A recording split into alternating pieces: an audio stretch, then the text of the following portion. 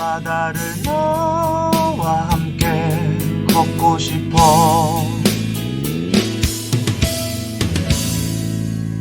역사 밤바다.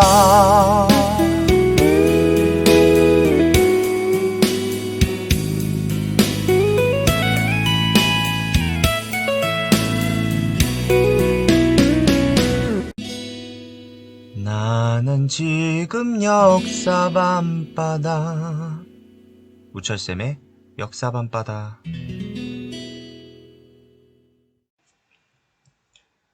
이번 영상에서는 로마의 이탈리아 반도 통일 과정에 대해서 다루겠습니다. 자, 이탈리아 반도 지역 복습해 봅시다.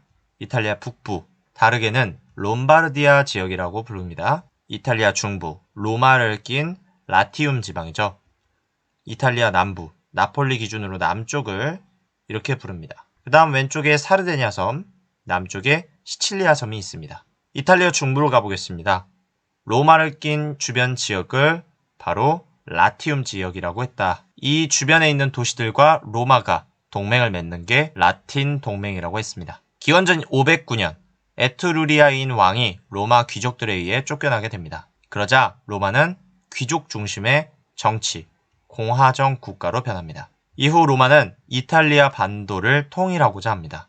먼저 결론부터 설명해 드리자면 기원전 265년 로마는 이탈리아 반도를 통일합니다. 영토 확장 전쟁이 진행됨에 따라 군인들과 농민이 많이 필요하게 됩니다. 전쟁에 있어서 군인은 필요한 것이고 영토가 늘어남에 있어서 그 지역에서 농사지을 농민이 필요하다. 즉, 평민이 필요하다라는 겁니다. 당시 귀족 중심 정치였기 때문에 로마의 다수를 차지하는 건 평민들이었습니다. 따라서 로마의 영토 확장에는 평민이 반드시 필요합니다. 이런 상황 속에서 평민들이 자신들의 권리를 지키기 위해 신분투쟁을 벌입니다. 우리가 필요하잖아. 그러면 그에 맞는 대우를 해줘라. 이렇게 평민들은 법적 평등과 평민의 정치 참여를 요구합니다.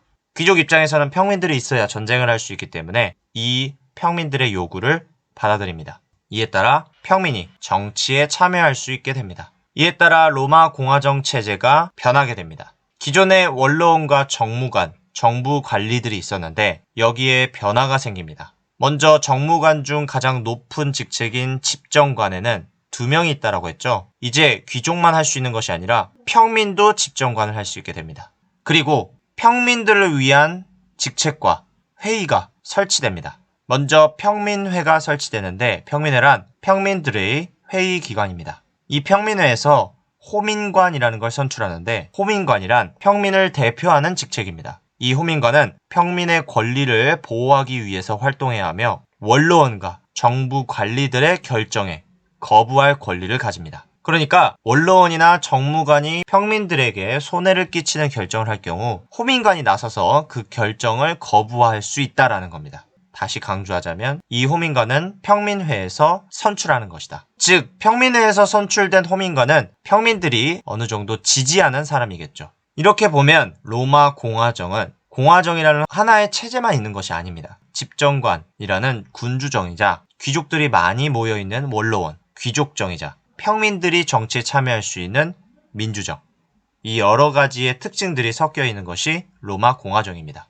로마의 이탈리아 반도 통일에 관련된 이야기는요, 추가 이야기입니다. 라틴 동맹 도시들이 로마와의 관계를 끊으려고 합니다. 그러자 로마는 기원전 493년에 라티움 지방 도시들에게 다시 제안을 합니다. 너희는 우리와 동등해. 하지만 그 중에서도 리더는 우리가 할 거야. 동등하다라는 제안, 이것을 라티움 지방 도시들이 받아들입니다. 그에 따라 약속을 한 것이 바로 카시아누스 조약이다. 카시아누스 조약에 의해 라틴 동맹은 유지됩니다. 이후 동맹들은 군대를 모아 영토 확장을 하기 시작한다. 이러던 와중에 북쪽에서 갈리아인이 침입합니다. 이 갈리아인은 쭉쭉 밀고 내려와서 로마시까지 공격을 하게 됩니다. 로마시를 공격한 갈리아인이 로마시를 뚫어서 점령까지 합니다. 큰일이 난 거죠. 로마 수비대는 갈리아인을 버티지 못해 바깥으로 나가 어떤 언덕에 올라서 수비를 하고자 합니다. 갈리아인 입장에서는 로마시에 있어도 언제든지 로마 수비대가 쳐들어올 수 있기 때문에 빨리 로마 수비대를 공격해서 전멸시키고자 합니다. 그런데 그때 베네티인이 비어있는 갈리아인의 영토를 침입합니다. 이렇게 되자 갈리아인의 입장에서는 위기에 빠지게 된 겁니다. 아, 이거 빨리 돌아가야겠다. 근데 그냥 돌아갈 순 없잖아. 얻는 게 있어야지. 그래서 아무것도 모르는 로마한테 너희가 우리에게 돈을 주면 돌아가겠다라고 협상을 합니다. 로마 입장에서는 더 큰 걸 잃기 전에 그냥 빨리 돈을 주는 게 좋겠다라고 판단하여 갈리아인에게 돈을 지급합니다. 이렇게 로마의 돈을 받은 갈리아인은 곧장 자신의 영토를 수비하기 위해서 철수를 합니다. 이런 상황 속에서 라틴 동맹 도시들이 로마에 반발을 합니다. 여기까지 멈추고 지금 로마 근처가 어떤 상황인지 좀 살펴보면 동쪽에 있는 마케도니아 알렉산드로스가 페르시아 원정을 떠났습니다. 이렇게 되니 로마 입장에서는 근처에 있는 마케도니아가 큰 병력을 이끌고 동쪽으로 갔다 마음 편하게 전쟁을 할 수 있게 됩니다. 그래서 로마는 라틴 동맹 도시와 전쟁을 벌이고 그 결과 로마가 승리하게 된다.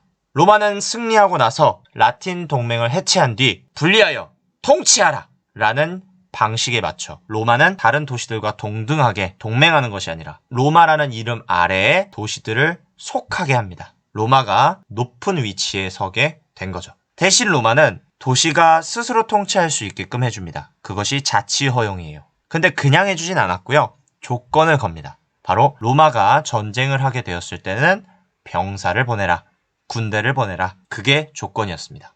이렇게 로마는 라티움 지방, 즉 이탈리아 중부 지역을 장악하게 되었고요. 이후 군대를 이끌고 남쪽으로 전진하기 시작했습니다. 중남부 지역에 있는 삼리움인을 공격했고 기원전 290년에 삼리움인이 항복하면서 로마로 흡수됩니다. 당시 근처의 상황은 마케도니아 알렉산드로스가 사망하였고 그 이후 권력 다툼이 일어난 시기였기 때문에 로마로서는 무서울 게 없는 상황. 남부 지역으로 또 내려갑니다. 이번에는 그 지역에 살던 타렌툼인을 공격했는데 타렌툼인이 바로 그리스에 지원 요청을 합니다. 당시 마케도니아는 분열한 상황이었기 때문에 그리스가 타렌툼인을 지원하게 됩니다. 기원전 272년 로마와 타렌투님 그리스 연합군이 싸우게 됩니다. 하지만 이 전투의 결과 로마가 승리하면서 타렌투민이 로마로 흡수됩니다. 이로써 로마는 이탈리아 남부 지역까지 장악하게 됐다. 이후 더 전진한 로마는 기원전 265년에 이탈리아 반도를 모두 통일하게 됩니다. 이로써 로마는 성장하게 되었다. 보다가 보면 항상 이렇게 너를 바라만 보던 너를 기다린다고 말할까.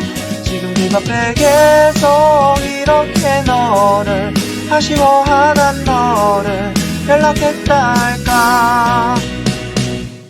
여기까지가 로마의 이탈리아 반도 통일 과정이었습니다. 우리는 다음 영상으로 다시 만나요. 바이바이.